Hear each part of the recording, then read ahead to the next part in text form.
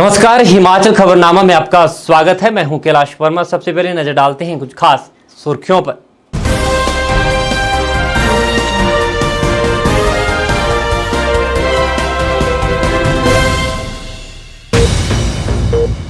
मुख्यमंत्री जयराम ठाकुर ने ढली में 49 करोड़ रुपए की लागत की डबल लेन सुरंग की आधारशिला रखी।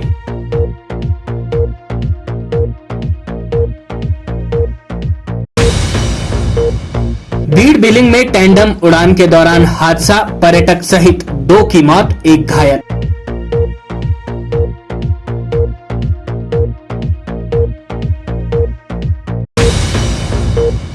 जिला सोलन के गंभर पुल में पेश आया सड़क हादसे में सगे भाई बहन की हुई मौत।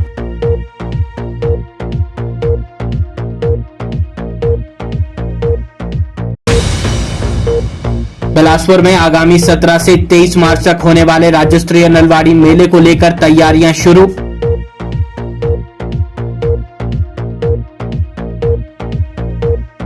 सुर्खियों के बाद अब खबरें विस्तार से। हिमाचल प्रदेश में सरकारी कर्ज की सीमा को लेकर विधानसभा सदन में खूब हंगामा हुआ।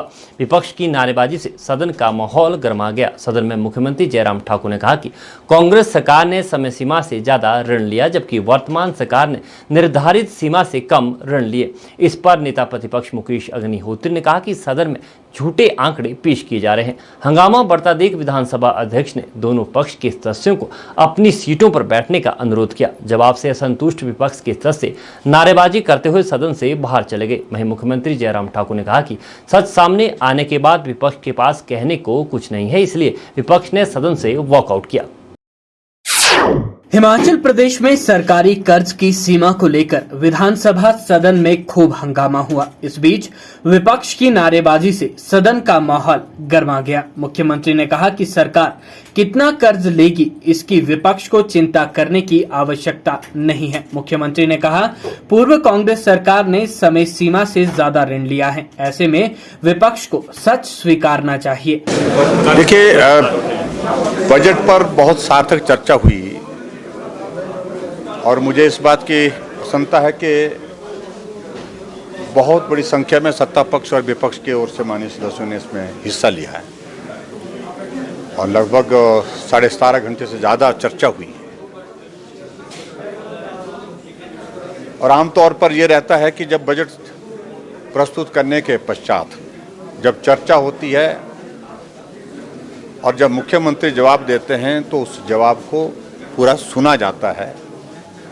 अगर किसी पॉइंट पर उनको लगता है क्लैरिफिकेशन की ज़रूरत है, कहीं लगता है उनको कि यहाँ पर हमको सेटिस्फेक्शन नहीं है, संतोष नहीं है, उस पर पूछा जाता है, उस पर वॉकआउट होता है। लेकिन बजट की रिप्लाई में शुरू से अंत तक बोलते रहना, जब तक वो सदन के अंदर रहे तब तक लगातार बोलते रहना, हर बात पर बोलते रहना, इस बात को लेकर के बड़ा स्पष्ट दिखता है कि ना तो उनके पास तर्क था, ना तथ्य थे और इसलिए मुख्यमंत्री को बार बार बोलने से ऑब्स्ट्रक्ट किया जाए, रोका जाए, उनकी स्पीच को बाधित किया जाए, ऐसा प्रयास जो विपक्ष की ओर से किया गया ये दुर्भाग्यपूर्ण है। और मैं इतना ज़रूर कहना चाहता हूँ, हर एक बात का जवाब हमारे पास था, हमने जो आवश्यक लगा वो जवाब दिए भी और जो उपस्थिति में दे पाए वो उनको सुना भी पाए। लेकिन उसके बावजूद जो उपस्थिति में हम नहीं दे पाए, मेरा आप सबसे इस बात के लिए निवेदन है कि आपके माध्यम से उन तक वो पहुंचे। वहीं मुख्यमंत्री के जवाब से असंतुष्ट विपक्ष ने सदन से वॉकआउट कर दिया। विपक्ष के नेता मुकेश अग्निहोत्री और माकपा विधायक राकेश सिंघा ने कहा कि मुख्यमंत्री जयराम ठाकुर सदन में सिर्फ झूठ का पुलिंदा पेश कर रहे हैं। उन्होंने कहा कि सरकार ने ना तो कर्मचारियों की पुरानी पेंशन बहाली की मांग को पूरा किया है और ना ही आउटसोर्स कर्मचारियों के लिए कोई नीति बनाई है। जैसे ओपीएस कर्मचारियों की बात है, उनकी कमिटमेंट आप नहीं कर रहे हैं। आउटसोर्स वालों की कमिटमेंट आप नहीं कर रहे हैं कि आउटसोर्स वालों के लिए आप नीति लाके जो है फैसला करेंगे। करुणा मूलक वालों के लिए आप नहीं कर रहे हैं। पुलिस वालों के लिए आप कोई वायदा नहीं कर रहे हैं। एसएमसी वालों के लिए आप कोई वायदा नहीं कर रहे हैं। जो जितने भी वर्ग विशेष हैं, कर्मचारियों के, होमगार्ड के, दूसरे, उन सब की कोई उल्लेख नहीं कर रहे। मुख्यमंत्री जी बस इस बात पे अड़े हुए हैं कि मैंने कुछ वर्गों को जो है उनका पैसा बढ़ा दिया। बजट डॉक्यूमेंट जो है सिर्फ पैसा बढ़ाने तक सीमित नहीं होता कि 4 कैटेगरीज का बढ़ा दो, यहाँ हज़ारों कैटेगरीज हैं जो सरकार की तरफ रोज़ आ रही हैं। तो इसलिए आज भी लोग आए हुए थे और वो सब जो है स्थायी हल चाहते थे, नीतिगत हल चाहते थे। इन्होंने जो है ना तो प्रदेश को किसी प्रोजेक्ट, मेगा प्रोजेक्ट के बारे में बात की कि प्रदेश का क्या बनेगा, तो ना ही इन्होंने कोई लंबी अवधि जो है प्लानिंग की बात की, कोई बात नहीं की, रिसोर्सेज की बात नहीं की, और इवन कर्जे की भी बात जो है सच्चाई से विधानसभा में नहीं रखा जा रहा है और झूठ बोला जा रहा है। हिमाचल प्रदेश के मुख्यमंत्री श्री जयराम ठाकुर जो कि आज बजट पे रिप्लाई कर रहे थे और इस समय कर रहे हैं, वो हिमाचल प्रदेश की जनता के आगे पूरी तरह जो है जो डॉक्यूमेंट प्रस्तुत किया विधानसभा से में और जो आज बोल रहे हैं वो पूरा झूठ का पलंदा है। बजट पर रिप्लाई देने से पहले जो आपने अपने फाइनेंशियल डॉक्यूमेंट्स में आंका है कि आप fiscal responsibility budget management act को संशोधित करना चाहते हैं, वो आपको इसलिए करना संशोधित कि 3% से ऊपर जब भी आप जाएंगे तो fiscal responsibility budget management act जो हमारे विधानसभा का है उसके बगैर नहीं आप कर सकते। आप ना बजट को रख सकते हैं ना उसको क्या कहते हैं पास कर सकते हैं। तो आपको कायदा कानून ये था कि उस अमेंडमेंट को, संशोधन को लाना चाहिए था। आपने क्लियरली अंकित किया है उसमें ये कि वो 4.93 पर आपका फिस्कल डेफिसिट है, रेवेन्यू डेफिसिट भी है। लेकिन मुख्य बात क्या है? मुख्य बात ये है कि असल में हमारी पूरी अर्थव्यवस्था बैठ गई है, जिसको सरकार कहना नहीं चाहती है। और जो सरकार का दायित्व और जिम्मेवारी थी रेवेन्यू रिसोर्सेज को मोबिलाइज करने के लिए, और जो सबसे बड़ा रेवेन्यू रिसोर्स मोबिलाइज किया जा सकता था वो है जो हमारी राइट्स है, जो हमारे रेवेन्यू अधिकार है जो केंद्र से हमें मिलने हैं, जंगलों के मिलने हैं। 31 लाख करोड़ छोटा अमाउंट नहीं है, ये लोन जंगलों से मिलना है। सरकार के हर डॉक्यूमेंट में अगर आप पिछले डॉक्यूमेंट देखेंगे वो सरकार के अपने डॉक्यूमेंट कहते हैं कि इतनी आय हमारे पास है जो केंद्र से हमें मिलनी चाहिए। फिर भाखड़ा में बार बार इस बात का पहले भी जिक्र किया गया, आप उसको सुप्रीम कोर्ट ने उसको निर्धारित कर दिया है, वो कम से कम 4-5 हज़ार करोड़ रुपया है जो हमारा बनता है। उस समय बनता था जब वो फैसला दिया, आज तो पता नहीं कहाँ चले जाएगा।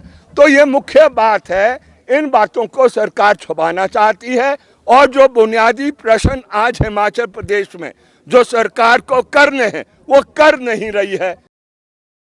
मुख्यमंत्री जयराम ठाकुर ने शिमला की ढली में 49 करोड़ रुपए की लागत से डबल लेन सुरंग की आधारशिला रखी। इस अवसर पर मुख्यमंत्री ने कहा कि प्रदेश सरकार शिमला के प्राचीन वैभव को बनाए रखने के लिए कृत संकल्प है और इसके लिए शिमला स्मार्ट सिटी परियोजना के अंतर्गत शहर में विभिन्न कार्य किए जा रहे हैं ताकि लोगों को इनका समुचित लाभ मिल सके।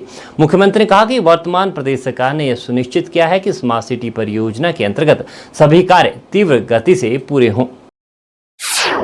मुख्यमंत्री जयराम ठाकुर ने ढली में 49 करोड़ रुपए की लागत की डबल लेन सुरंग की आधारशिला रखी। मुख्यमंत्री ने कहा कि ढली की पुरानी सुरंग वर्षों पूर्व 1852 ईस्वी में निर्मित की गई थी और अब 147 मीटर लंबी इस नई डबल लेन सुरंग से यात्रियों को बेहतर सुविधा उपलब्ध हो सकेगी। उन्होंने कहा कि शिमला शहर का निरंतर विकास होने से इसका व्यापक विस्तार हुआ है और ऐसे में प्रभावी यातायात प्रबंधन के लिए ठोस कदम उठाना आवश्यक हो जाता है। जयराम ठाकुर ने कहा कि वर्तमान प्रदेश सरकार ने यह सुनिश्चित किया है कि स्मार्ट सिटी परियोजना के अंतर्गत सभी कार्य तीव्र गति से हों। उन्होंने कहा कि हालांकि ये परियोजना वर्ष 2016 से प्रारंभ की गई थी, परंतु इसने वर्तमान प्रदेश सरकार के कार्यकाल में ही गति पकड़ी है। उन्होंने कहा कि शिमला शहर के लिए 70 करोड़ की लागत की पेयजल आपूर्ति योजना रिकॉर्ड समय अवधि में पूर्ण करके शहर में पेयजल संकट की समस्या का निराकरण किया गया है। उन्होंने कहा कि शहर के लिए 1813 करोड़ रुपए की एक नई पेयजल आपूर्ति परियोजना भी तैयार की जा रही है, जिसका कार्य पूर्ण होने पर शहर में आगामी 100 वर्षों तक पानी की समस्या का हल हो सकेगा। इस अवसर पर चौपाल के विधायक बलवीर वर्मा, शिमला नगर निगम की महापौर सत्या कौंडल, उप महापौर शैलेंद्र चौहान, कृषि उत्पाद विपणन समिति के अध्यक्ष नरेश शर्मा, सक्षम गुड़िया बोर्ड की अध्यक्षा रूपा शर्मा, भाजपा नेता विजय ज्योति सेन, मुख्यमंत्री के प्रधान सचिव सुभाषिण पांडा, उपायुक्त आदित्य नेगी सहित अन्य वरिष्ठ अधिकारी मौजूद रहे। स्मार्ट सिटी प्रोजेक्ट के अंतर्गत आज एक जो बेहतरीन शुरुआत हुई है, एक नई टनल जो कि लगभग 49 करोड़ की लागत से बनकर के तैयार होगी, उसका विधिवत आज शिलान्यास हुआ, उसकी विधिवत शुरुआत हुई। उसके लिए मैं आप सबको बहुत बहुत बधाई और शुभकामनाएं। और ये जो टनल है 147 मीटर होगी, चौड़ाई इसकी 11 मीटर होगी और उसकी ऊंचाई 7.5 मीटर होगी और इसमें जाम वाली समस्या नहीं होगी क्योंकि ये डबल लेन है। इसकी आवश्यकता बहुत अरसे से महसूस हम कर रहे थे, लेकिन आज इस काम की शुरुआत हुई। मैं समझता हूं कि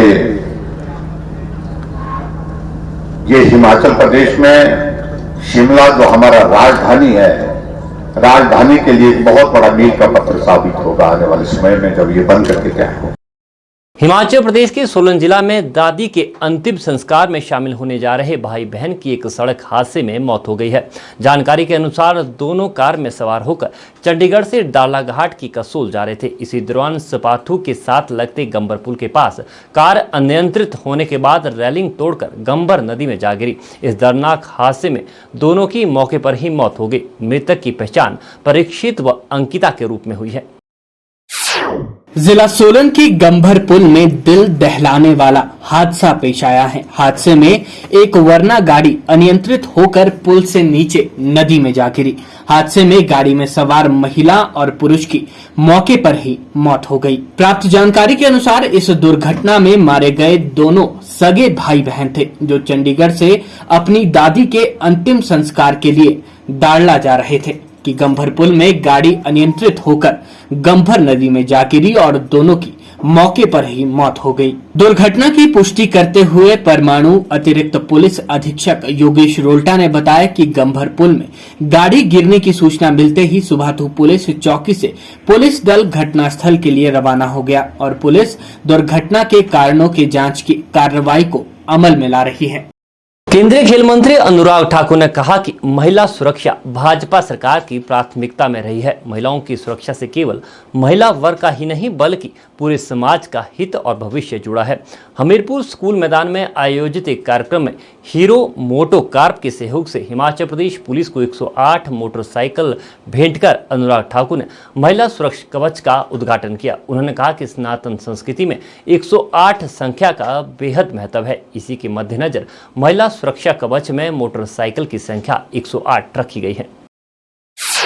केंद्रीय खेल मंत्री अनुराग ठाकुर ने कहा कि धूमल सरकार में पंचायती राज संस्थाओं में महिलाओं को पहली बार 50% आरक्षण मिला। महिलाओं के लिए सबरी योजना के तहत गैस कनेक्शन योजना शुरू हुई, जो वर्तमान मोदी सरकार में उज्ज्वला योजना के नाम से विख्यात है। उन्होंने कहा कि महिला सुरक्षा कवच योजना में ये मोटरसाइकिल प्रदेश के 7 जिलों चंबा, हमीरपुर, ऊना, बिलासपुर, कांगड़ा, सिरमौर और मंडी के थानों और चौकियों में तैनात पुलिसकर्मियों के लिए उपयोगी होंगे। महिला सुरक्षा कवच के आज के इस कार्यक्रम के अवसर पर मैं सबसे पहले तो आप सबको अंतर्राष्ट्रीय महिला दिवस की बहुत बहुत बधाई और शुभकामनाएं देना चाहता हूं। भाई और बहनों,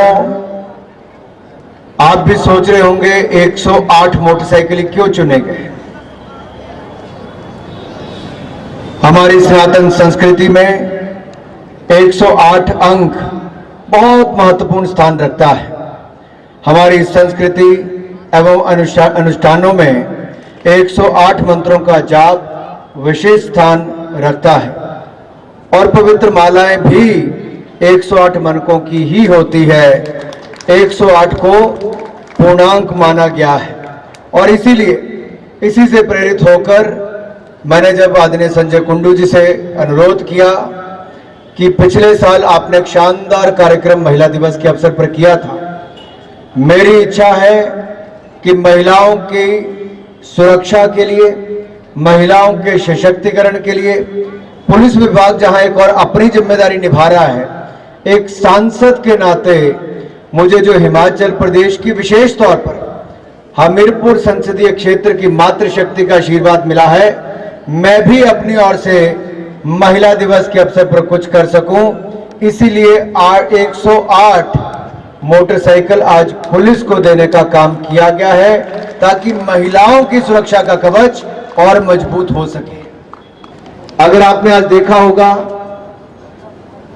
एक नहीं 6 टुकड़ियों ने आज यहां पर शानदार परेड भी की और जो उसके बाद बाइक्स पर वीरांगनाओं ने अपना कर्तव्य दिखाया है, मैं चाहता हूं जोरदार तालियों के साथ महिला पुलिस की हमारी सभी वीरांगनाओं को, सभी बेटियों को बहुत बहुत बधाई। ये अपने आप में विश्वास व्यक्त करता है, विश्वास को और दृढ़ करता है कि ऐसा कोई क्षेत्र नहीं बचा जहां पर बेटियों का योगदान ना हो। वहीं पुलिस महानिदेशक संजय कुंडू ने इसके लिए केंद्रीय मंत्री का आभार जताया। अंतर्राष्ट्रीय हॉकी खिलाड़ी रानी रामपाल और टोक्यो ओलंपिक पदक विजेता मीराबाई चानू ने भी अपने विचार साझा किए, जबकि अभिनेत्री यामी गौतम ने वर्चुअल माध्यम से कार्यक्रम में भाग लिया।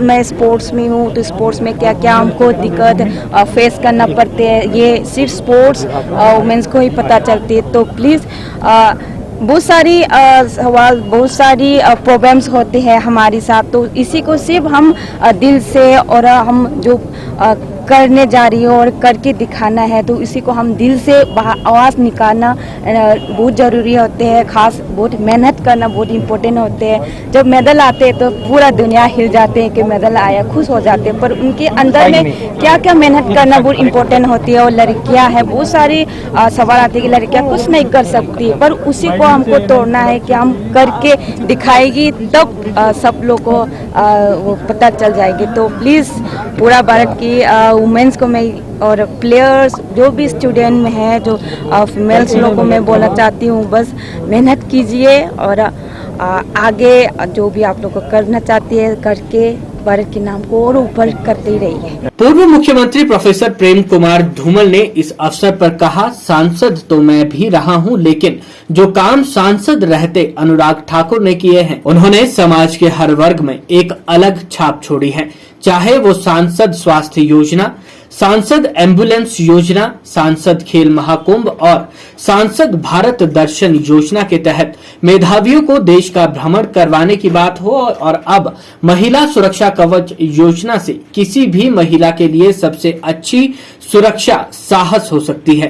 अरुण जी को धन्यवाद देना चाहूंगा। सांसद तो हम लोग भी रहे, तो चाहे सांसद मोबाइल स्वास्थ्य सेवा हो, हर क्षेत्र में एम्बुलेंस प्रदान करना, चाहे सांसद खेल महाकुंभ हो, कम से कम 3 महिला कांस्टेबल हो ताकि न वहां के लिए पड़े न महिलाओं को दिक्कत आए। तो 9 फरवरी 2008 को 2 पुरुष बटालियंस और तीसरी महिला बटालियन, पहली महिला बटालियन हिमाचल प्रदेश में सैंक्शन हुई केंद्र से, और उसका हेडक्वार्टर भी अपने नैना देवी का मंदिर है, उसके नीचे वहां बनाया है। आज संख्या बढ़ रही है और संख्या बढ़ रही है, उनकी परफॉर्मेंस भी आप देख रहे हैं। हिमाचल भी एक छोटा प्रदेश, पहाड़ी प्रदेश, कठिन भौगोलिक परिस्थितियों के बावजूद लगातार आगे बढ़ रहा है। और हम सब मिलकर अपने कामों से, अपने सहयोग से हिमाचल को देश का ही नहीं विश्व का सबसे बढ़िया प्रदेश बनाएं। हिमाचल प्रदेश के हजारों आउटसोर्स कर्मचारी बुधवार को स्थायी नीति बनाने की मांग को लेकर सड़कों पर उतरे। आउटसोर्स कर्मियों की हड़ताल को श्रमिक संगठन CITU ने समर्थन दिया। आउटसोर्स कर्मियों की रैली 12 बजे पंचायत भवन शिमला से शुरू हुई और 103 से होते हुए विधानसभा के बाहर पहुंची। इस दौरान प्रदर्शनकारियों ने पुलिस की ओर से लगाए गए बैरिकेड्स को पार करने की भी कोशिश की। उग्र प्रदर्शन को देखते हुए जिला प्रशासन ने तुरंत हस्तक्षेप किया और मुख्यमंत्री से प्रदर्शनकारियों को बातचीत का न्योता दिया। इसके बाद आउटसोर्स कर्मचारी संघ के प्रतिनिधियों ने मुख्यमंत्री को मांग पत्र सौंपा। मुख्यमंत्री ने आश्वासन दिया है कि आउटसोर्स कर्मियों के लिए शीघ्र ही नीति बनाने का रास्ता साफ होगा। हिमाचल प्रदेश आउटसोर्स कर्मचारी यूनियन संबंधित सीटू के बैनर तले प्रदेश के सैकड़ों मजदूरों ने अपनी मांगों को लेकर विधानसभा घेराव किया। इसके बाद यूनियन प्रतिनिधियों ने मुख्यमंत्री को मांग पत्र सौंपा। मुख्यमंत्री ने आश्वासन दिया कि आउटसोर्स कर्मियों के लिए शीघ्र ही नीति बनाने का रास्ता साफ होगा। आउटसोर्स कर्मियों की रैली 12 बजे पंचायत भवन शिमला से शुरू हुई और 103 से होते हुए विधानसभा के बाहर पहुंची। यहां पर प्रदर्शनकारी उग्र हो गए और सरकार से आउटसोर्स कर्मियों के लिए नीति बनाने और उन्हें रेगुलर करने के साथ साथ 26,000 रुपए वेतन देने और सुप्रीम कोर्ट के समान काम के समान वेतन के निर्णय को लागू करने की मांग करने लगे। उग्र प्रदर्शन को देखते हुए जिला प्रशासन ने तुरंत हस्तक्षेप किया और मुख्यमंत्री से प्रदर्शनकारियों को बातचीत का न्योता दिया। इस दौरान प्रदर्शनकारी धरने पर ही डटे रहे। हिमाचल प्रदेश आउटसोर्स कर्मचारी यूनियन संबंधित सीटू के प्रदेशाध्यक्ष वीरेंद्र लाल और महासचिव दलीप सिंह ने प्रदेश सरकार को चेताया है कि अगर आउटसोर्स कर्मियों के लिए तुरंत नीति न बनी तो यूनियन मॉनसून सत्र में हजारों आउटसोर्स कर्मचारियों को लामबंद करके दोबारा विधानसभा पर हल्ला बोलेगी। उन्होंने प्रदेश सरकार से आउटसोर्स कर्मियों की मांगों को तुरंत पूर्ण करने की मांग की। उन्होंने आउटसोर्स कर्मियों के लिए नीति बनाने और उन्हें नियमित कर्मचारी घोषित करने की मांग की। उन्होंने आउटसोर्स कर्मियों के लिए प्रतिमाह 10,500 रुपए वेतन की घोषणा को कोरा मजाक करार दिया। उन्होंने प्रदेश सरकार पर आरोप लगाया कि वे प्रदेश के 30,000 आउटसोर्स कर्मियों का शोषण और अनदेखी कर रही है। प्रदेश सरकार बार बार घोषणाएं करने के बावजूद आउटसोर्स कर्मियों के लिए नीति नहीं बना रही है। उन्होंने मांग की कि सरकार वर्तमान बजट सत्र में ही आउटसोर्स कर्मियों के लिए नीति बनाकर उनकी सामाजिक सुरक्षा सुनिश्चित करे और उन्हें नियमित कर्मचारी घोषित करे। आज आउटसोर्स वर्कर्स का विधानसभा पर ये प्रदर्शन है और हमारा मांग ये है कि इन आउटसोर्स वर्कर्स को रेगुलर करें। नीति बनाने की बात तो दूर की बात है, इनको सारी सरकारों ने ठगा। पिछली बार जब कांग्रेस का सरकार था पीटर हॉप में, उस समय इन मजदूरों ने पैसे इकट्ठा करके राजा वीरभद्र सिंह को मुकुट भेंट किया, विक्रमादित्य को मुकुट भेंट किया, चांदी की तलवारें भेंट की 2, और उस समय उन्होंने कहा कि इसको संभाल कर रखेंगे, हम आपके लिए नीति बनाएंगे। कांग्रेस ने भी कोई नीति नहीं बनाया। उस समय जब चुनाव आया भाजपा ने अपने घोषणा पत्र में कहा आउटसोर्स वर्कर्स के लिए हम नीति बनाएंगे, रेगुलर करेंगे, और आज पहले ही साल में जयराम सरकार ने कह दिया था आउटसोर्स वर्कर्स के लिए कोई नीति नहीं बनेगी। जब ये मजदूर जो है सारा दबाव बना रहा है, अभी धर्मशाला में भी दबाव बनाया था, यहाँ भी दबाव बना रहे हैं, अब एक कमेटी का गठन कर दिया है जो कि मजदूरों को भ्रमित करने के लिए है। और हमारा मानना है कि जितने भी आउटसोर्स वर्कर्स, आउटसोर्स के कंपनियों के ठेकेदार हैं सारे, वो सारे या तो भाजपा के लोग हैं, कांग्रेस के लोग हैं, और इसलिए जो है सरकार चाहे भाजपा की हो चाहे कांग्रेस की हो कोई नीति नहीं बना रही है। इसलिए हमारा मांग ये है कि इन मजदूरों का शोषण हो रहा है, इनके लिए रेगुलर करो। सारे दफ्तरों में 12-12, 15-15 साल से लोग काम कर रहे हैं और इनके न्यूनतम वेतन भी नहीं मिलता है, EPF लागू नहीं होता है, 18% GST इनके वेतन में से काटा जा रहा है जो सरकार को देना है या ठेकेदार को देना है। तो ये बहुत बड़ा अन्याय, बहुत बड़ा शोषण मजदूरों के साथ है, और ये हजारों मजदूर जो है ये सरकार की नीति के खिलाफ लड़ाई लड़ने के लिए तैयार है। और आगे वाले चुनाव के अंदर कांग्रेस भाजपा सरकार ने अगर कोई नीति नहीं बनाई तो इसको सबक सिखाएंगे, जैसे पहले लोगों ने कांग्रेस को सबक सिखाया, इस सरकार को सबक सिखाएंगे। चाहे NPS का कर्मचारी है, चाहे आउटसोर्स का वर्कर है, सारे सबक सिखाएंगे। सिविल सर्विसेज परीक्षा की तैयारियां कर रहे हिमाचल प्रदेश के युवाओं के लिए बड़ी राहत की खबर है। केंद्रीय लोक सेवा आयोग ने प्रदेश के यूपीएस आवेदकों के लिए हिमाचल प्रदेश में इस बार 2 केंद्र बनाए हैं। जानकारी के मुताबिक सिविल सर्विसेज प्री और इंडियन फॉरेस्ट सर्विस प्री की परीक्षा 5 जून को देश भर में संचालित की जाएगी। इसके लिए आवेदन प्रक्रिया बंद हो चुकी है। उपायुक्त कांगड़ा डॉक्टर निपुण जिंदल ने बताया कि इससे पूर्व यूपीएस की परीक्षा के लिए हिमाचल के अभ्यर्थियों को चंडीगढ़ जाना पड़ता था। इस बार सिविल सेवा आयोग ने प्रदेश के अभ्यर्थियों को राहत देते हुए जिला कांगड़ा के धर्मशाला और जिला मंडी में भी केंद्र बनाने का निर्णय लिया है। इसको लेकर प्रदेश सरकार को भी जानकारी दे दी गई है।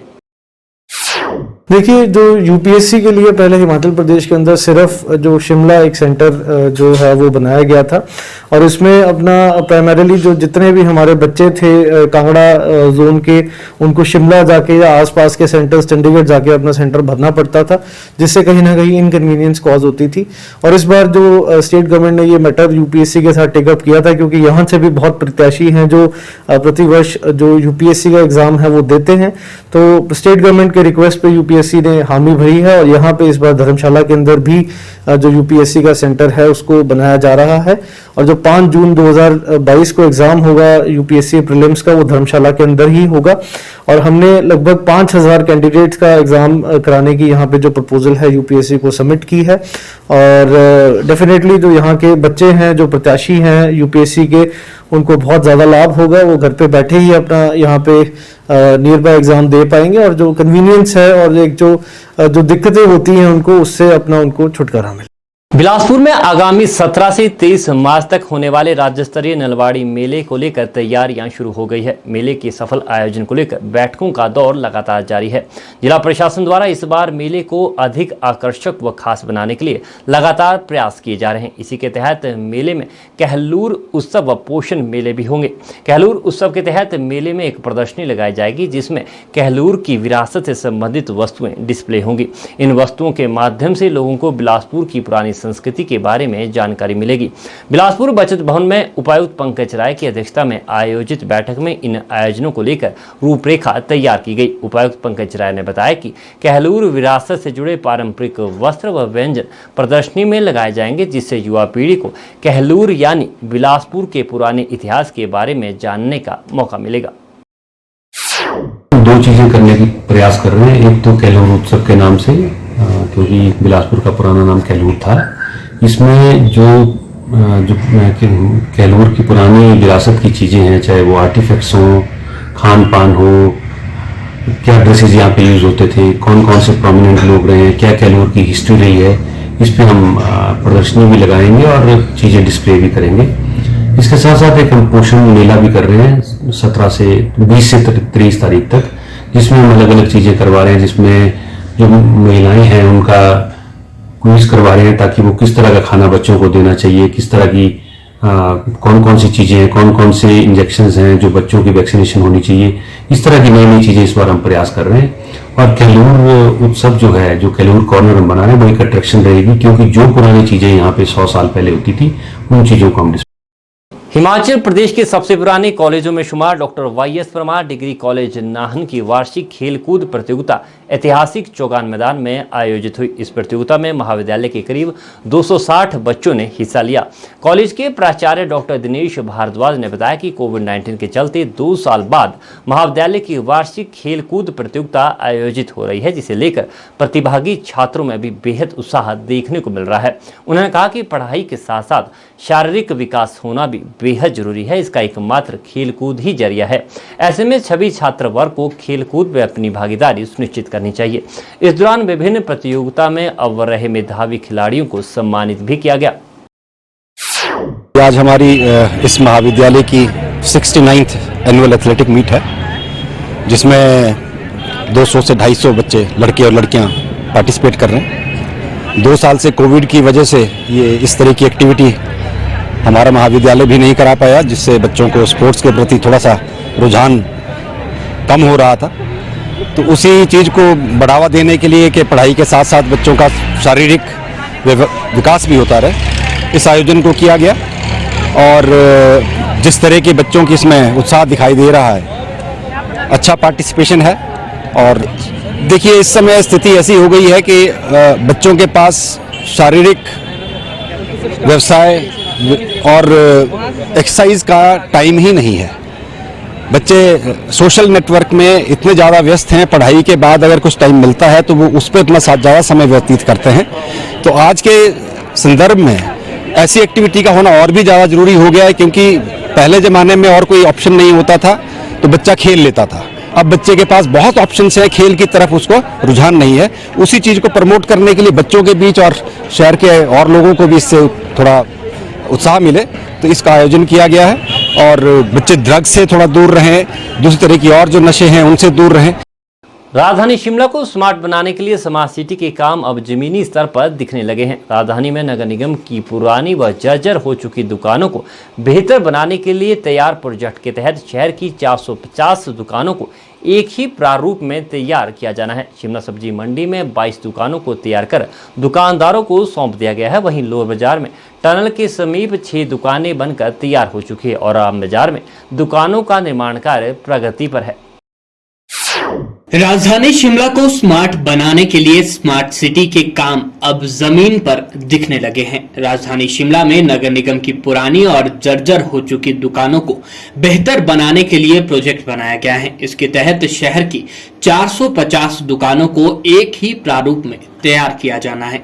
शिमला सब्जी मंडी में 22 दुकानों को तैयार कर दुकानदारों को सौंप दिया गया है। वहीं लोअर बाजार में टनल के पास 6 दुकानें बनकर तैयार हो चुकी हैं और राम बाजार में दुकानों का कार्य प्रगति पर है। गौरतलब है कि स्मार्ट सिटी के तहत ये काम हिमुडा को दिया गया है। हिमुडा ने सब्जी मंडी मैदान से लेकर सब्जी मंडी में दुकानें तैयार कर दी हैं। अब राम बाजार में इसका कार्य प्रगति पर है। आने वाले दिनों में शहर के अन्य स्थानों पर भी ये काम शुरू कर दिया जाएगा। इन दुकानों को प्रीफैब्रिकेटेड स्ट्रक्चर में बनाया जा रहा है। इनमें से 450 दुकानों को स्मार्ट सिटी के तहत नए सिरे से बनाया जाना प्रस्तावित है। प्रत्येक दुकान पर 3 लाख रुपए का खर्च किया जाना प्रस्तावित है। कारोबारियों का व्यापार भी प्रभावित ना हो, इसलिए क्रमबद्ध तरीके से इसे बनाया जा रहा है। लोअर बाजार, गंज बाजार, सब्जी मंडी और राम बाजार में दुकानें बन रही हैं। मीडिया से मुखातिब होते हुए लाभान्वित दुकानदारों ने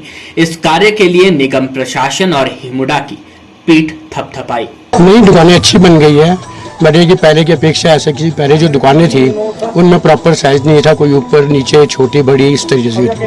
लेकिन अब जो स्मार्ट सिटी के तहत इन्होंने बनाई है, बहुत अच्छी लुक दी है और एक बहुत अच्छा स्ट्रक्चर खड़ा करके दिया है हमें। और उसके बाद इंटरनली तो सब अपने दुकानदारों का अपना अपना है कि जिसको जितना भी अच्छा लगेगा वो वैसे ही रेनोवेट करेगा। बट जो इनकी तरफ से भी था, स्मार्ट सिटी हिमुडा वालों की तरफ से भी, एमसी की तरफ से भी बहुत योगदान रहा है और बहुत अच्छे से इन्होंने काम किया। जी, रेट्स का तो अभी कोई डिसाइड नहीं हुआ है, बट जो 2018 से रेंट चल बढ़ा था अभी फ़िलहाल तो वही है। और हमें यही आश्वासन दिया एमसी ने भी कि अभी हम कोई रेट नहीं बढ़ाएंगे, जो भी नेक्स्ट उसमें मीटिंग में होगा या हाउस में पास होगा उसके बाद ही देखेंगे। अभी फ़िलहाल जब तक ये कंस्ट्रक्शन चल रही है अभी हम कुछ भी नहीं बढ़ाएंगे। हाँ जी, हाँ जी। अब जैसे कि पहले दुकानें थी उसमें कहीं टीन था, कहीं लकड़ थी, तो उसमें हर चीज़ का खतरा रहता ही था। पर ये जो अब इन्होंने फैब्रिकेटेड बनाया ये बहुत अच्छा लगा हमें। वैसे साफ़ सफाई भी बहुत है।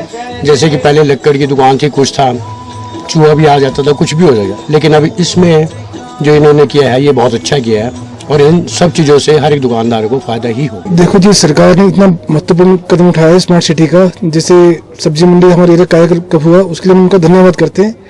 और जो हमारी दुकानें पुरानी थी इतनी मतलब अच्छा हालत में नहीं थी, जिससे हम लोग काम नहीं कर सकते। अब दुकानें बहुत बड़ी बनाई है, आप देख सकते हैं हमारी दुकान काफ़ी बड़ी बनाई है, जिसके लिए हम मंत्री जी का, मुख्यमंत्री जी का धन्यवाद करते हैं। देखो जी, एक आम दुकानदार के लिए बहुत बड़ी अच्छी बात है कि अच्छा स्पेस मिल रहा है ताकि वो अच्छी दुकानें अटेंड करवाएगा, बाजार भी खुला लगेगा, अच्छा लगेगा, अट्रैक्शन से लोग काफ़ी आएंगे, टूरिस्ट भी बढ़ेगा, उनसे आम लोगों को सबको फायदा होगा। वहीं मीडिया से मुखातिब होते हुए नगर निगम शिमला के आयुक्त आशीष कोहली ने कहा कि शिमला शहर को स्मार्ट बनाने के लिए स्मार्ट सिटी के तहत विभिन्न विकासात्मक कार्यों को अमली जामा पहनाया जा रहा है।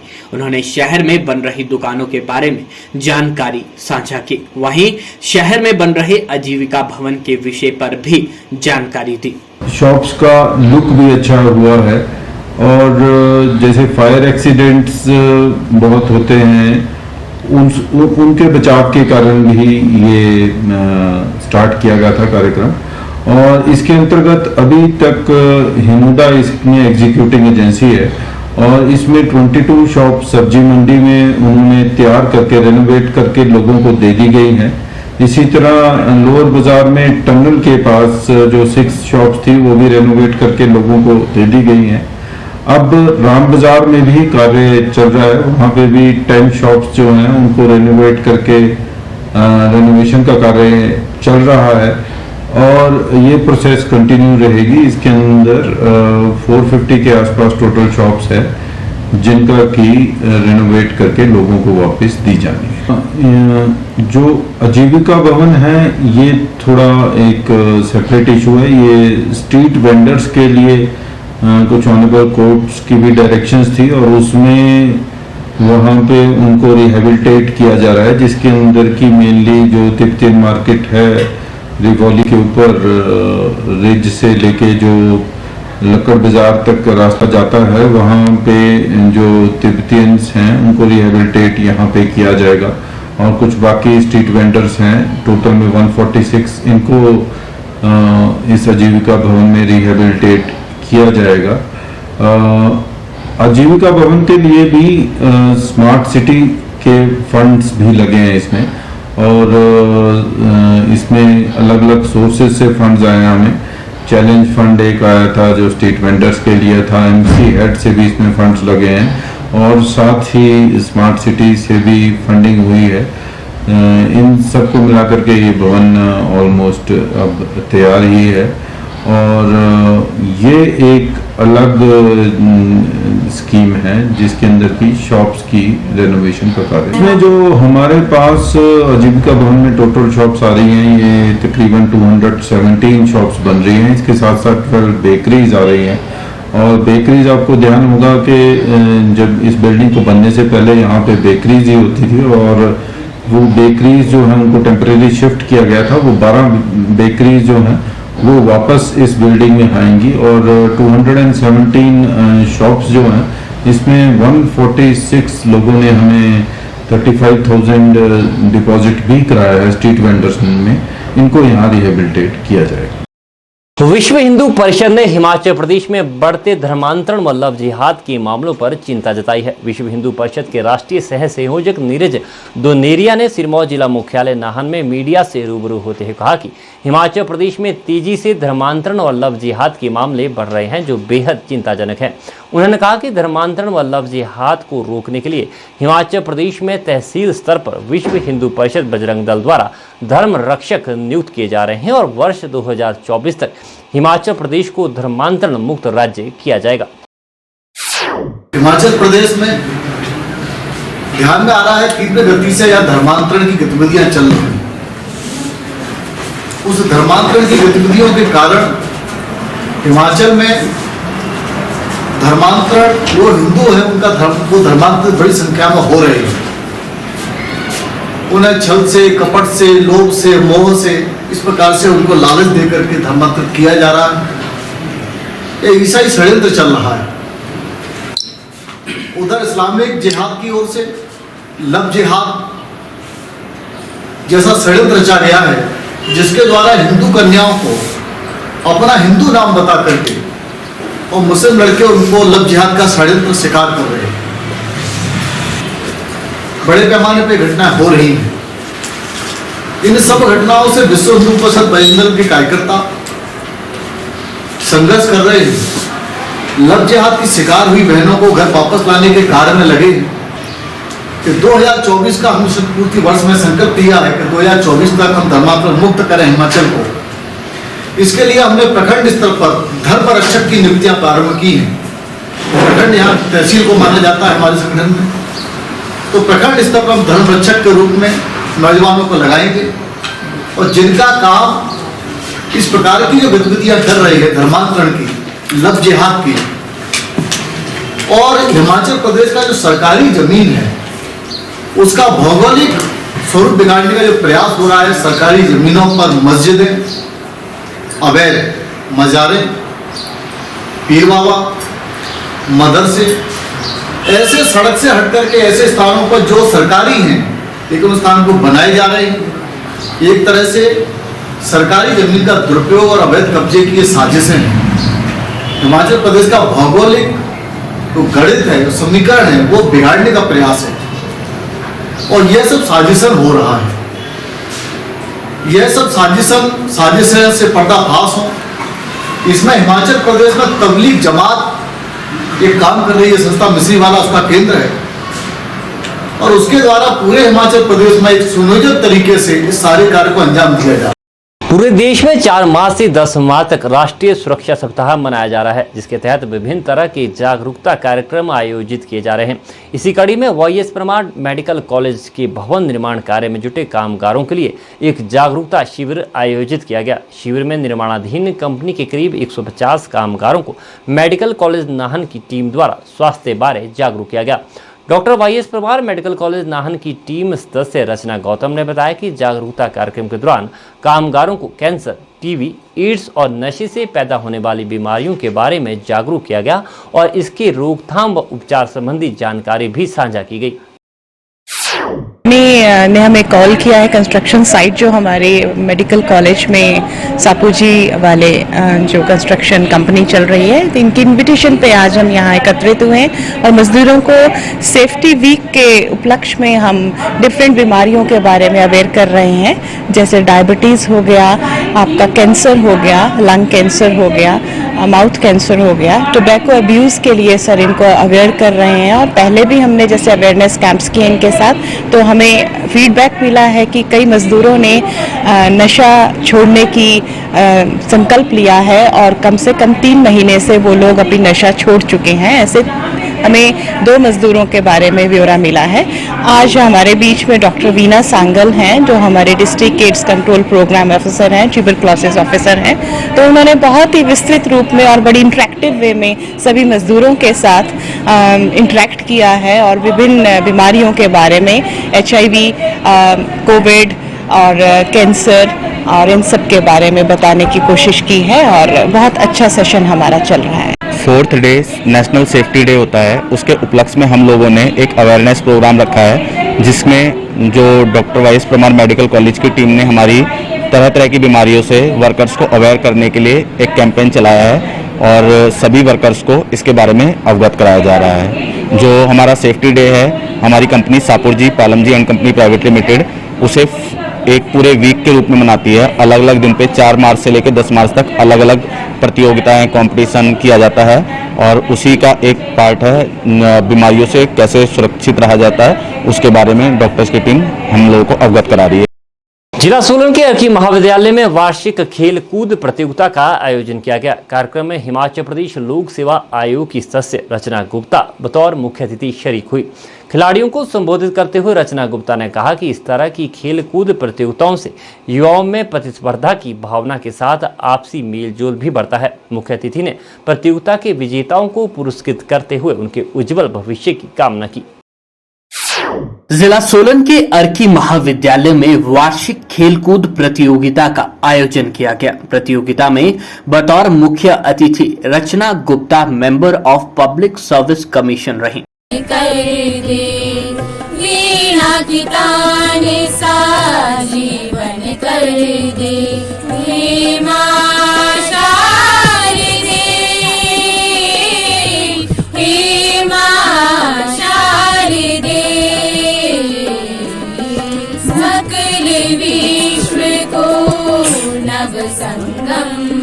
एक दिवसीय प्रतियोगिता का आरंभ खिलाड़ियों द्वारा खेल मशाल को मैदान में घुमाकर दीप प्रज्वलन, सरस्वती वंदना और मार्च पास्ट के साथ किया गया।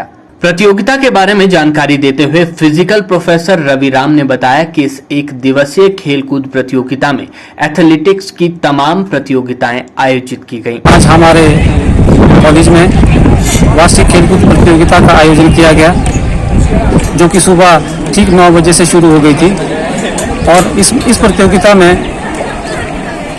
एनुअल एथलेटिक्स के जो इवेंट्स हैं, इसमें सभी रेसेस, जंप्स, थ्रोज, ये सारे इवेंट इसमें हुए। और आज के इस कार्यक्रम में जो हमारे बीच मुख्य अतिथि रही doctor Rachna Gupta, member of Himachal Pradesh public service commission, opening ceremony में जो हमारी चीफ गेस्ट थी और क्लोजिंग सेरेमनी में doctor Kamlesh Gupta, principal government degree college Chalkoti रही, उन्होंने इस कार्यक्रम का समापन किया।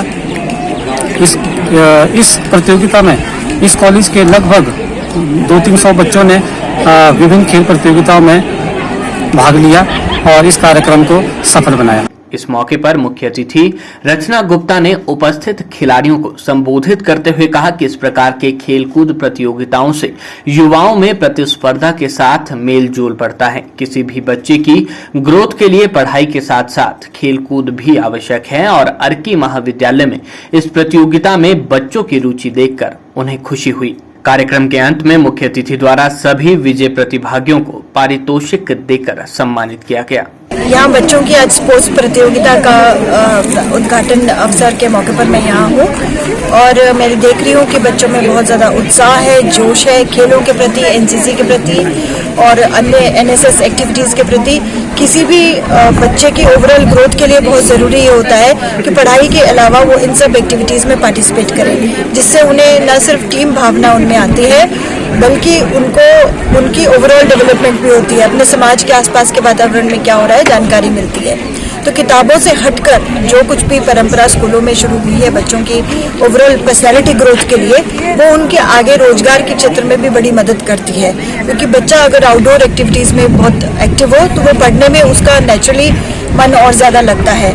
तो मैं यहाँ कॉलेज के प्रिंसिपल जगदीश जी को और सारी टीम को, टीचर्स को बधाई देती हूँ कि उन्होंने इतना इनिशिएटिव लेकर बच्चों में ऐसे एफर्ट करा रहे हैं। मैं बहुत हैरान हूँ कि बच्चे इतने मन से, लगन से, जैसे उत्साह के साथ इन सारी एक्टिविटीज़ में पार्टिसिपेट कर रहे हैं। मैं फिर से बधाई देती हूँ कॉलेज और कॉलेज की टीम को और सब बच्चों के उज्जवल भविष्य के लिए भी शुभकामना देती हूँ। शिमला जिला के रामपुर दत्तनगर में लोहरी जल विद्युत परियोजना प्रभावित क्षेत्र के किसानों और बागवानों को आजीविका सृजन के उद्देश्य से वैज्ञानिक संवाद सत्र का आयोजन किया गया, जिसमें नौणी विश्वविद्यालय के वैज्ञानिकों ने क्षेत्र की भौगोलिक स्थिति के हिसाब से कौन से फल, सब्जियां और फूलों की खेती उपयुक्त है, इस विषय पर जानकारी दी। इस दौरान फसलों में लगने वाली बीमारियों के साथ ही कीट पतंगों से बचाव के बारे में भी किसानों बागवानों को जागरूक किया गया। शिमला जिला के रामपुर के समीप दत्तनगर में लोहरी जल विद्युत परियोजना प्रभावित क्षेत्र के किसान बागवानों को आजीविका सृजन के उद्देश्य से वैज्ञानिक संवाद सत्र का आयोजन किया गया, जिसमें नौणी विश्वविद्यालय के वैज्ञानिकों ने क्षेत्र की भौगोलिक स्थिति के हिसाब से कौन से फल, सब्जियों और फूलों की खेती उपयुक्त हो सकती है, इसके विषय में जानकारी दी। इस दौरान फसलों में लगने वाली बीमारियों के साथ साथ कीट पतंगों से बचाव बारे भी जानकारी दी गई। इस दौरान उद्यान विभाग के अधिकारियों ने हिमाचल एवं केंद्र सरकार के संयुक्त उपक्रम एसजेवीएन को सुझाव दिया कि क्षेत्र में परियोजनाओं के निर्माण से भूमि उपलब्धता कम हुई है, इसलिए मौन पालन और खुम्ब उत्पादन को भी बढ़ावा दिया जाना चाहिए। लोहरी परियोजना के सीनियर एजीएम बलजिंदर सिंह ने बताया कि एसजेवीएन फाउंडेशन द्वारा किसान वैज्ञानिक संवाद का आयोजन किया गया ताकि लोहरी जल विद्युत परियोजना प्रभावित क्षेत्र के किसान और बागवानी के आधुनिक तकनीकों को समझ सके। उन्होंने बताया कि नौणी यूनिवर्सिटी के वैज्ञानिकों ने परियोजना प्रभावित क्षेत्र के किसान बागवानों को कई अहम जानकारियां दी। आज का ये जो हमने कार्यक्रम किया है किसान वैज्ञानिक संवाद स्तर जो किया हमने, ये फाउंडेशन के सौजन्य से किया है। इसका मकसद हमें यही है कि जो हमारा जो हिमाचल प्रदेश है वो कृषि बागवानी प्रधान प्रदेश है। इस एरिया के जो हमारा अफेक्टेड एरिया है, इस एरिया के बागवानों को और किसानों को बेनिफिट हो, उनको जो ज्ञान है, जो एक्सपर्ट हैं नौणी यूनिवर्सिटी के, वो अपना ज्ञान इनको दें। और जो आज के कार्यक्रम को देखते हुए लगता है कि आज जो हमारे यहाँ के स्थानीय किसान हैं, विशेषकर जो महिलाओं ने इसमें पार्टिसिपेट किया, तो उन्होंने आज इसमें ज्ञान अर्जित किया है। आज मीडिया से मुखातिब होते हुए स्थानीय लोगों ने बताया कि एसजेवीएन की ओर से जो शिविर लगाया गया है उसमें फसलों और पेड़ पौधों के बारे में नौणी यूनिवर्सिटी से आए वैज्ञानिकों ने कई अहम जानकारियां दी। उन्होंने कहा कि पेड़ पौधों से संबंधित जो किसानों की समस्याएं थी उस पर विस्तार पूर्वक जानकारी दी गई। ये जो एसजेवीएन लोहरी की तरफ से यहाँ पर शिविर लगाया गया है, इसमें जो हमें फसलों के बारे में और पेड़ पौधों के बारे में जानकारी दी गई है, जिसमें साइंटिस्ट आए थे नौणी से हमें बहुत अच्छी वो जानकारी दी है। हमारे जो पेड़ पौधों से समस्याएं थी वो भी बताई गई है और हमें जो बहुत अच्छे तरीके से खेती बाड़ी के बारे में जानकारी दी है, फूलों के बारे में और फल सब्जियों के बारे में, जो ये शिविर लगा था इसमें जो है हमें बहुत अच्छी जानकारी मिली है। हमें जो ये आज का शिविर है बहुत अच्छा लगा। किसानों के बारे में जो भी जानकारी दी गई, जो भी डॉक्टर्स आए थे लोनी यूनिवर्सिटी से, हमें बहुत अच्छा लगा। हम मतलब इनको फॉलो करेंगे जो भी आने वाले समय में थोड़ा बहुत जो भी हमें जानकारी मिली है, कुछ लिखित रूप में रखी है हमने अपने पास, कुछ हमने वर्बली सुनी है, उसको हम आगे फॉलो करेंगे। वहीं नौनी विश्वविद्यालय के वैज्ञानिक विशाल राणा ने बताया कि 350 से अधिक किसान बागवानों ने शिविर में भाग लिया। उन्होंने बताया कि नौनी विश्वविद्यालय के वैज्ञानिकों से किसानों ने समस्याएं साझा की और संवाद भी किया। उन्होंने कहा कि इस शिविर में किसानों और बागवानों की समस्याओं को सुलझाने का प्रयास किया गया। SJVN के सौजन्य लूरी प्रोजेक्ट के सौजन्य से आज एक बहुत ही सुंदर एक कार्यक्रम का आयोजन हुआ जिसमें लगभग 300 से 350 बागवान भाइयों ने भाग लिया और इस शिविर में जो प्रशिक्षण शिविर था 1 दिवसीय, इसमें किसान और बागवान जो थे उनका वैज्ञानिकों के साथ चर्चा हुई और इसमें डॉक्टर यशवंत सिंह परमार नौनी विश्वविद्यालय से 6 वैज्ञानिकों ने भाग लिया, जिसमें हमारे जो संयुक्त निदेशक ट्रेनिंग थे डॉक्टर चमन ठाकुर, उन्होंने ट्रेनिंग का मकसद बताया और इसमें फलों के बारे में विभिन्न प्रकार के फलों की खेती जो कि रामपुर या इस जो परियोजना है इससे प्रभावित क्षेत्र है उनमें उनकी जो विभिन्न पंचायतों से आए हुए बागवान भाइयों को जानकारी दी। इन दिनों हिमाचल टूरिज्म को बढ़ावा देने और स्वच्छ भारत का संदेश देने के लिए BMW safari Chitkul tour Himachal भ्रमण पर है। इस टूर में देश के बेहतरीन बाइकर्स भाग ले रहे हैं जो राजस्थान से अपना सफर शुरू कर चुके हैं और प्रदेश के ऊंचाई वाले क्षेत्र यानी सांगला और छितकुल तक अपना सफर तय करेंगे। सफर के दौरान ये बाइकर सभी को स्वच्छ भारत मिशन का संदेश देंगे। इन दिनों हिमाचल टूरिज्म को बढ़ावा देने और स्वच्छ भारत का संदेश देने के लिए BMW safari Chitkul tour Himachal भ्रमण कर रहे हैं। इस टूर में देश के बेहतरीन बाइकर्स भी भाग ले रहे हैं जो राजस्थान से शिमला तक का सफर तय करेंगे। इसके बाद ये बाइकर्स सांगला और छितकुल तक का सफर तय कर लोगों को स्वच्छता का संदेश देंगे। मेरा नाम कुणाल है और मैं जयपुर से बिलोंग करता हूँ और मेरे पास BMW का बाइक है। अभी रिसेंटली हम लोग ये BMW का सफारी प्लान किया। मेन मोटिव था एनवायरनमेंट और टूरिज्म को प्रमोट करना और पर्सनली मैं बताऊं तो मुझे पहाड़ों से बहुत प्यार है और जब भी आप पहाड़ों की तरफ जाते हो ऐसा लगता है कि आपको अपनी तरफ खींचते हैं। मनीष चौहान है, मैं जयपुर राजस्थान से बिलोंग करता हूँ। हम सभी लोग BMW मोटरसाइकिल्स के लिए मोटरसाइकिल चलाते हैं बिकॉज मोटरसाइकिल चलाना हमारा एक शौक़ है। काफ़ी वक्त हो गया हमें मोटरसाइकिल चलाते हुए। हम भारत देश के हर कोने तक गए हैं, हमारी मोटरसाइकिल राइड करके गए हैं और इस देश की हर खूबसूरत जगह को हमने निहारा है, उस जगह को हमने देखा है, हमारी मेमोरीज़ है उस जगह से। तो अब अगर हम बात करते हैं हिमाचल की, तो हिमाचल एक ऐसी जगह है जहाँ हमारा आने का एक लक्ष्य था। हम सभी लोग यहाँ से आए, जयपुर से हमने करीबन 600-700 किलोमीटर की दूरी तय करी। सब लोग यहाँ पर आए, हमने बहुत क्वालिटी टाइम स्पेंड करा और कर भी रहे हैं इनफैक्ट। बट एक चीज़ जिसके लिए हम यहाँ आए, जो रीज़न है वो है एनवायरमेंटल अवेयरनेस और उसके साथ जो दूसरी चीज़ है वो है स्वच्छता अभियान। दोस्तों, हम सभी लोग यहाँ आ जाते हैं, यहाँ आके हम बहुत अच्छा टाइम स्पेंड करते हैं, हमारी फैमिली के साथ टाइम स्पेंड करते हैं। पर जब हम यहाँ से चले जाते हैं तो हम यहाँ क्या छोड़ के जाते हैं? जो हम छोड़ के जाते हैं वो है गंदगी। बिकॉज यार देखो, ये चीज़ें जब तक साफ़ है, जब तक खूबसूरत है, और no doubt Himachal is one of the most beautiful place in India. Everybody comes here just because of this thing कि ये जगह कितनी खूबसूरत है। तो इस जगह की खूबसूरती को बनाने के लिए और इस जगह की खूबसूरती को बचाने के लिए हमें खुद को सबसे पहले अपने आप को बदलना पड़ेगा। हिमाचल प्रदेश के मध्य व उच्च पर्वतीय स्थानों पर बारिश बर्फबारी के आसार है। मौसम विज्ञान केंद्र शिमला के अनुसार 10 और 13 मार्च को मध्य व उच्च पर्वतीय स्थानों पर बारिश बर्फबारी हो सकती है। बाकी भागों में 13 मार्च तक मौसम साफ रहने का पूर्वानुमान है। प्रदेश की राजधानी शिमला में धूप खिलने से तापमान में बढ़ोतरी हुई है, जिससे ठंड से राहत मिली है। आने वाले 7 दिनों में 10, 13 और 14 तारीख को ऊंची पहाड़ियों में, चंबा की ऊंची पहाड़ियों में लाहौल स्पीति और किन्नौर में 1 या 2 स्थानों पर हल्की वर्षा या बर्फबारी होने की संभावना, और इन इलाकों में इन दिनों तापमान में भी गिरावट आएगी। मैदानी निचली पहाड़ियाँ और मध्य पहाड़ियों में मौसम साफ रहेगा और इनमें तापमान में भी कोई तब्दीली आने की संभावना नहीं है। हिमाचल खबरनामा के इस अंक में इतना ही। नमस्कार।